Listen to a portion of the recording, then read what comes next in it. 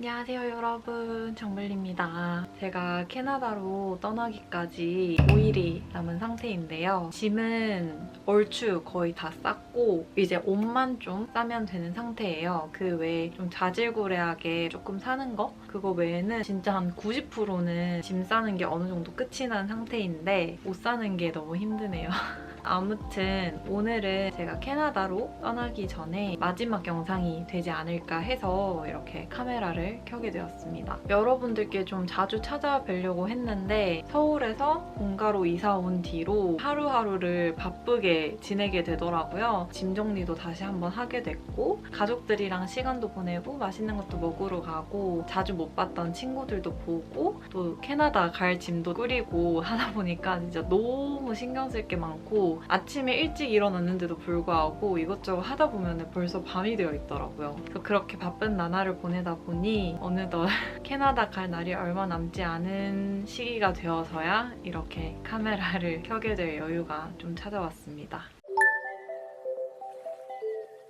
먼저 제가 캐나다를 가기로 한 계기부터 여러분들께 말씀드리면 좋지 않을까 싶은데 제가 캐나다 5호를 떠나야겠다고 결심했던 순간은 2022년 연말쯤이었던 것 같아요. 그 해 중순쯤부터 제가 그간 일을 해오던 거에 대한 조금의 회의감이라고 해야 되나? 미래에 대한 불확실성을 좀 많이 느끼기 시작을 했었는데 그때부터 좀 어떻게 앞으로 내 미래를 그려나가야 되나 되게 많은 고민들을 하기 시작했어요. 그러던 중에 당장 내 미래를 책임질 그런 직업을 선택하기보다 조금 여러 가지 경험들을 해보고 또 견문도 넓혀보고 한 다음에 미래를 조금 더 구체적으로 그려가보자 라는 생각이 가장 많이 들었었습니다. 그러던 찰나에 이제 캐나다 5홀이 딱 눈에 들어왔었는데 사실 제가 대학교 4학년 때 1년 정도 미국에 어학연수를 갔었어요. 미국 뉴욕에서 영어 회화 실력도 향상시키고 인턴도 하면서 그렇게 좀 알차게 뉴욕 생활을 보냈었는데 물론 힘든 순간들도 많았고 문화 차이에서 오는 힘듦, 타지살이에 대한 힘듦도 물론 있긴 했지만 그것보다 저는 좋았던 순간들과 기억이 더 많았어서 언젠가 기회가 되면 공부가 아닌 일로서 해외를 한 번 더 나가고 싶다라는 생각을 하게 됐어요. 제 채널을 쭉 지켜봐주신 구독자분들은 아시겠지만 뉴욕 유학을 끝내고 한국에 돌아와서 대학 졸업을 하자마자 방송 작가를 시작하게 됐어요. 그때쯤부터 저는 생각을 했던 게 30쯤에는 기회가 된다면 미국에서 다시 한번 살아봐야겠다라는 그런 막연한 계획을 항상 품고 있었거든요. 근데 그 시기가 생각보다 조금 빨리 찾아오게 되더라고요. 계속 막연하게 품고 있었던 그 해외살이에 대해서 좀 구체적으로 그려보기 시작했고 주변에 이제 미국의 인턴 비자로 1년 정도 해외살이를 하다 온 지인들이 좀 있어요. 지인들 얘기도 듣고 제가 이것저것 좀 찾아보니까 미국에는 비자를 준비하는 거에 대한 비용이 생각보다 많이 들더라고요. 몇백은 들던데 지금 일하고 있는 이 업종을 더 이상 하지 않고 이직을 하고 싶어 하는 상태에서 제가 어떤 일로 가야 될지 아직 갈피를 못 잡고 있는 상태인데 좀 막대한 비용을 들여서 미국으로 가기에는 생각보다 좀 많이 부담스럽더라고요. 그러다가 이제 워홀을 알게 됐고 워홀 가시는 분들 보면은 뭐 캐나다도 있고 호주도 있고 영국도 있잖아요. 근데 미국살이도 해보고 세계 여러 나라를 여행하면서 느낀 거는 저는 영국식 발음이 정말 멋있고 젠틀해 보이는데 제가 알아듣기에는 의사소통을 하기에는 많이 어렵더라고요. 확실히 그 미국식 영어와 영국식 영어의 차이점이 저한테는 좀 많이 크게 다가온다고 해야 되나? 그러니까 아예 못 알아듣는 건 아닌데 어릴 때부터 미국식 영어에 좀 길들여져 있었던 상태고 또 유학 생활도 미국에서 했다 보니까 그 미국식 영어에 대한 편안함이 너무 많이 컸었어요. 그러다 보니까 영국이랑 호주는 생각보다 별로 안 땡기더라고요. 미국에 살 때 또 캐나다도 한번 여행 가보기도 했었고 미국이랑 캐나다가 바로 옆에 붙어 있다 보니까 뭔가 문화적으로나 분위기적으로나 비슷한 점들이 많아서 제가 좀 쉽게 적응을 하고 익숙하게 느끼기에는 캐나다가 훨씬 낫겠다라는 생각이 들더라고요. 그래서 고민 없이 바로 캐나다를 선택하게 되었습니다.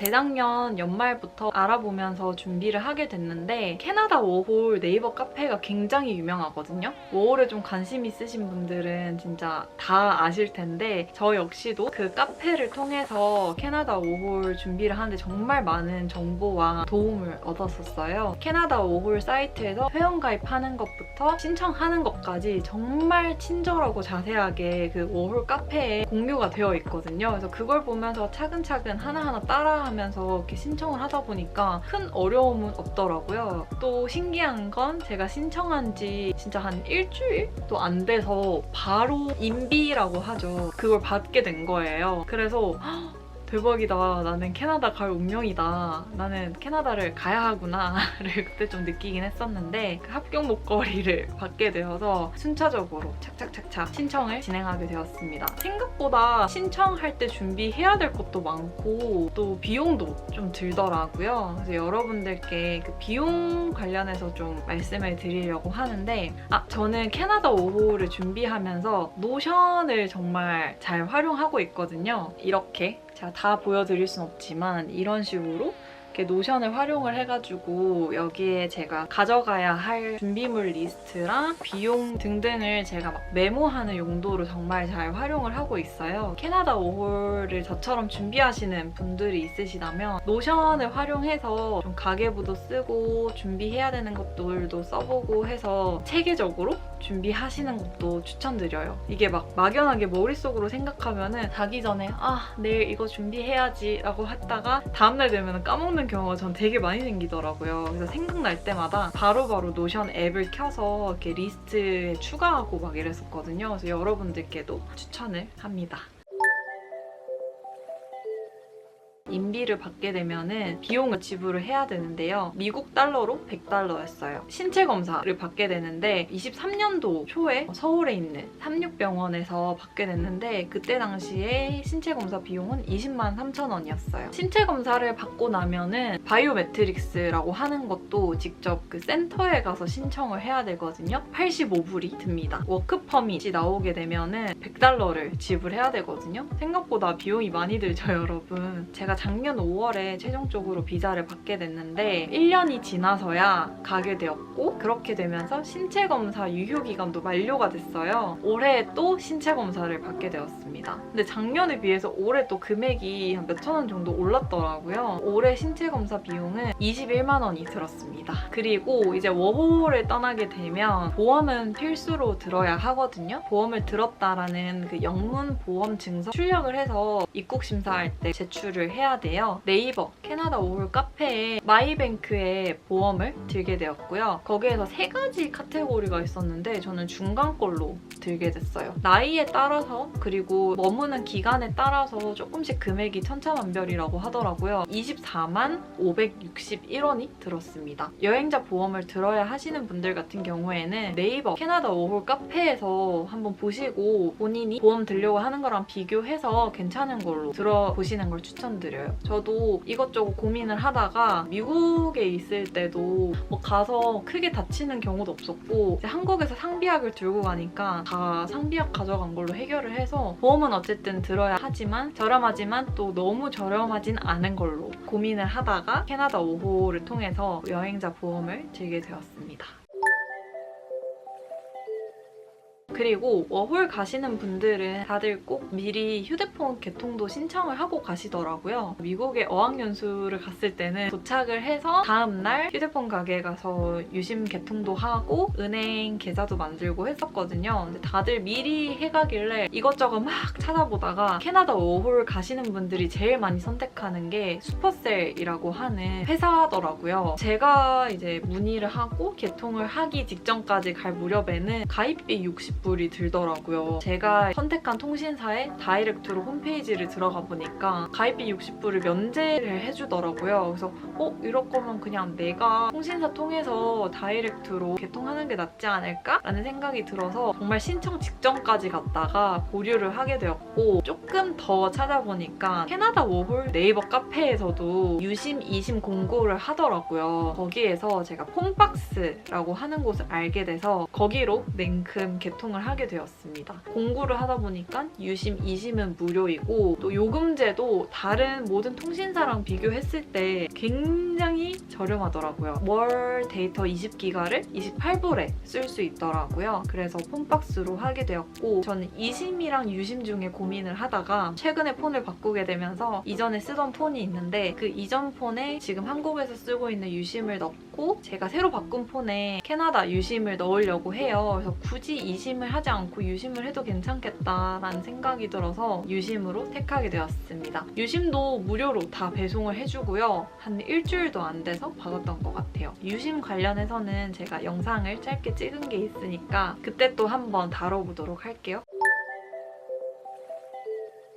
그리고 항공편 같은 경우에는 이것도 제가 진짜 고민을 많이 했어요. 사실 경유를 해서 가는 게 훨씬 비용적으로 저렴하잖아요. 근데 해외여행할 때도 좀 느꼈던 게 단거리거나 짧게 여행 가는 거면 수고로움이 있더라도 저렴하게 가자라는 생각인데 좀 장거리를 가는 거면 돈을 더 주고서라도 편하게 직항으로 가자라는 생각이 정말 많이 들더라고요. 장거리인데 심지어 경유야. 그러면은 그 대기하는 데에도 정말 진이 빠지고 그 수화물도 중간에 분실되지 않을까라는 하는 그런 우려도 좀 있고 중간에 뭐 트랜스퍼하는 항공사는 내가 수화물을 따로 추가를 해야 돼. 그런 경우도 있고 여러 가지로 좀 복잡해지다 보니까 그냥 나중에 한국에 돌아올 때는 경유를 해서 오든 저렴하게 오더라도 갈 때만큼은 처음부터 진이 빠지면 안 좋을 것 같은 거예요. 그래서 처음이니까 그냥 편하게 가자라는 생각으로 경유가 아닌 직항으로 선택하게 됐어요. 직항으로 가는 게 찾아보니까 에어캐나다, 아시아나, 대한항공이 있던데 시간대가 대한항공이 제일 괜찮더라고요. 오전 9시 반에 출발을 해서 캐나다에 10시 반인가? 9시 반에 도착하는 비행기인데 저 혼자 캐나다에 떨어지는 거다 보니까 또 짐도 얼마나 많겠어요. 그러다 보니까 저녁에 가는 거는 여러모로 위험할 것 같다라는 생각이 들더라고요. 그래서 안전하게 오전에 도착하는 비행기로 가자라고 해서 오전에 도착하는 항공편이 있는 대한항공으로 선택하게 됐습니다. 출국하기 2달 전에 예약을 하게 됐거든요. 그때 당시에도 제가 언제 출국할지를 계속 확정을 못하고 있었던 상태라서 좀 늦게 예매를 한 감이 없지 않아 있는데 그래서 그런지 굉장히 비싸더라고요.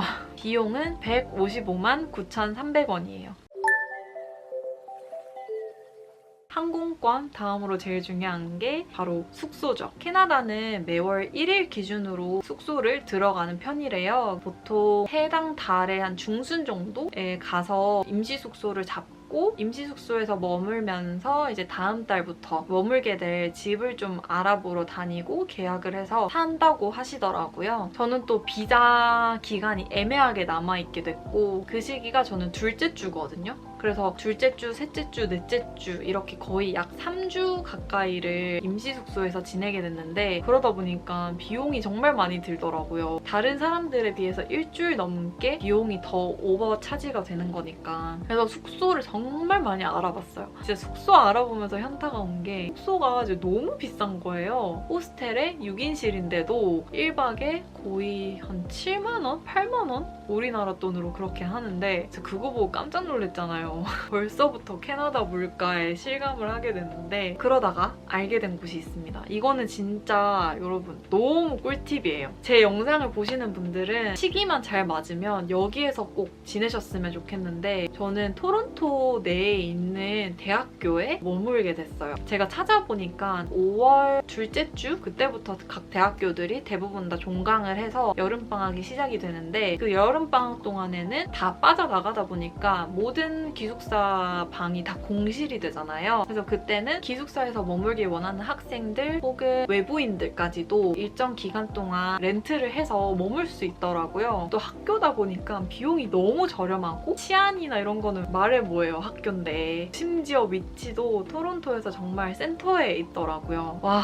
이거는 진짜 안 갈 수가 없다라는 생각에 바로 예약을 하게 됐어요. 1인실이랑 2인실이 있는데 2인실 같은 경우에는 2명 기준 80불이거든요. 한 사람당 40불인 거잖아요. 토론토 시내 어디에서도 이 40불로 묵을 수 있는 곳은 정말 찾기 어렵더라고요. 제가 뭐 성수기에 가는 건지 모르겠지만 2인실이잖아요, 여러분. 룸메를 구해야 되지 않겠습니까? 네이버 캐나다 올 카페랑 다음에 있는 캐스모라고 하는 카페에 모집 공고 글을 올렸고 정말 좋은 룸메분을 구하게 되어서 같이 한 달 남짓한 기간 동안 지내게 되었습니다. 제가 머물게 되는 곳은 토론토 대학교의 기숙사인데 한국인들한테는 대학교 기숙사가 정말 잘 안 알려져 있더라고요. 그래서 어쩌면 제가 이 기숙사 정보를 최초로 말하는 유튜버이지 않을까 감히 생각을 해보는데 대학교 여름방학 시즌에 출국하시는 분들은 진짜 임시숙소 무조건 여기로 구하시는 걸 추천드려요. 가격도 괜찮지, 치안도 좋지, 시설은 뭐 학교 기숙사니까 평타지, 공용 화장실 쓰니까 휴지나 이런 것도 따로 살 필요 없지, 침대 있지, 책상 있지, 룸도 크지, 토론토 시내 중심지에 있지, 이러니까 조건들이 너무 좋은 거예요. 저는 진짜 아직도 임시숙소 구한 것만 생각하면 진짜 너무 잘한 것 같다라고 생각이 들 정도로 진짜 뿌듯한데 제가 출국을 해서 여러분들께 기숙사가 어떻게 생겼는지도 자세히 보여드리도록 하겠습니다. 비용은 이렇게 들었고 이제 대망의 짐 싸기가 남아있지 않겠습니까? 이것저것 리스트를 굉장히 많이 뽑았거든요. 제가 보여드릴게요. 진짜 짐 싸야 하는 리스트를 엄청 많이 올려놨거든요. 대박이죠? 진짜 계속 스크롤해도 나오는데 여러 블로거와 유튜버들을 참고해서 종합적으로 만든 저의 짐 싸기 체크리스트입니다. 체크리스트를 쓰는데 생각보다 저는 그렇게 살 게 없더라고요. 왜냐면 서울에서 자취하면서 사서 쓴 물건들이 대부분이라서 그래서 처음에 잡았던 예산이 한 30만 원 정도예요. 제가 처음에는 이것저것 사면서 비용들도 다 기재를 했는데 나중에는 사는 게 너무 많아져서 비용을 다 기재하지 못했지만 그래도 50만 원은 안 넘은 것 같아요. 최종적으로 든 비용은 이렇습니다. 사실 아직도 캐나다 5월 가는 게 실감이 안 나요. 짐은 싸고 있는데 진짜 떠나는 게 맞나 싶을 정도로 아직도 실감이 안 나고 미국에 어학연수 갈 때도 공항에 도착하기 전까지 실감이 1도 안 났거든요. 언제 딱 실감이 났냐면 비행기에 타는 순간 실감이 났어요. 그때부터 막 눈물이 엄청 나는 거예요. 내가 진짜 미국을 가는구나. 아무 연고도 없는 낯선 땅에 가는구나. 그걸 정말 많이 느꼈는데 이번에 캐나다 5월 갈 때도 똑같지 않을까 싶어요. 비행기 타는 그 순간 실감이 나지 않을까 싶은데 잘 지내다 올 수 있겠죠? 이것저것 말이 길어지게 됐는데 제가 어떤 걸 가져가게 되는지 짐 싸기 체크리스트도 좀 공유해드리려고 했거든요. 다음 영상에서 공유해드리도록 하겠습니다. 캐나다 5월 준비하면서 궁금한 점 있으시면 언제든지 댓글 달아주시고요. 제가 아는 선에서 최대한 답변을 드리도록 하겠습니다. 캐나다 5월 가시는 분들께 이번 영상이 좀 많은 도움이 됐으면 하는 바람이고 준비 잘해서 무사히 떠날 수 있길 바라겠습니다. 다음 영상에서 봐요, 여러분. 안녕!